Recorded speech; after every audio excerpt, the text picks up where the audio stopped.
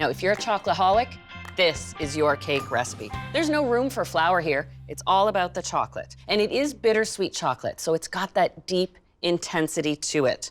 I've melted it over a bain-marie, and that's just a pot with an inch of water that is just producing a little bit of steam. It's a gentler way to melt the chocolate. And I'll add to it half a cup of unsalted butter and just stir that in, just a gentle stirring motion. And there we go. So I'll take this off the heat.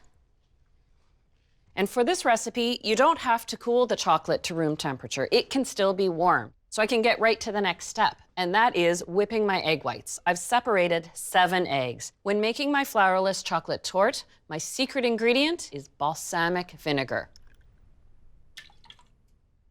I'll whip the whites first on a lower speed, then increase it to high and add 2 tablespoons of sugar as it's whipping to a soft peak. Now, adding the vinegar to the egg whites allows them to stretch to a bigger volume, and the balsamic sweetness complements the chocolate. There we go.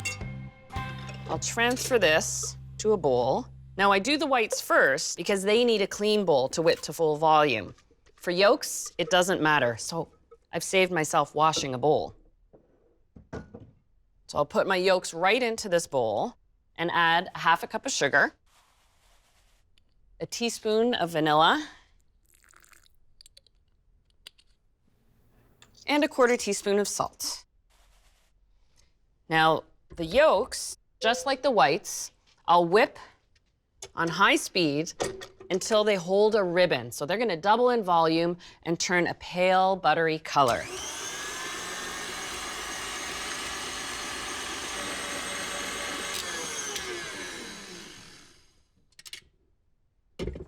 And there we go. And just to show you that ribbon, this is what I mean. When you lift the whisk attachment, you can actually draw a ribbon on top of the yolks themselves. Now, I'm going to make use of this whip attachment because now it's time to incorporate the ingredients. The warm chocolate goes into the yolk base. And then I like to use my whip attachment, and I prefer to mix it a little more vigorously than to be too slow and deliberate, because time is of the essence. As they sit, the whites and the yolks are deflating. Then I'll put in about half of my whites, and I slow down a little bit, but pull the chocolate mixture from the bottom. And don't be afraid. When you see your egg whites start deflating here, that's actually supposed to happen. That's factored into the recipe.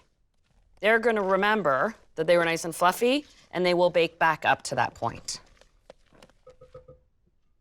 And then the remaining whites go in. I don't use the whip, I'll just use my spatula. And you really get a sense of that richness. When my good friends Mike and Tina come for dinner, I always ask them what they'd like for dessert. And being the chocoholics they are, this is what they ask for. And there we go. I've got my springform pan greased, and I've also got a coating of sugar. It allows something for the cake to climb up on, but it also builds in that beautiful crust. Spread it to level. Now this is ready for the oven, which I've preheated to 375, and it takes 30 to 35 minutes.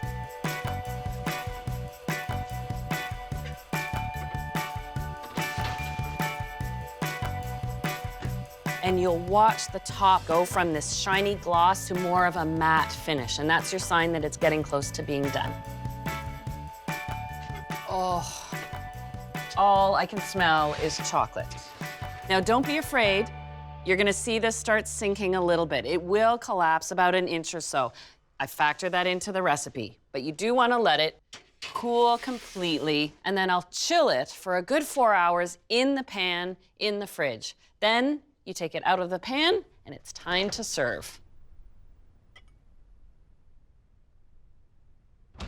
So now that it's chilled, the cake has had a chance to set. And you can see what I mean. After it comes out of the oven, it's got that dome. So it kind of leaves a little space if you wanted to put a little whipped cream and some fresh fruit on top. Well, that's up to you. I like the simplicity of these bistro-style French desserts. So just a little icing sugar, and that makes a gorgeous crust. Now, to cut a slice. Look at that chocolate. We've gone from moist and citrusy to dense and rich.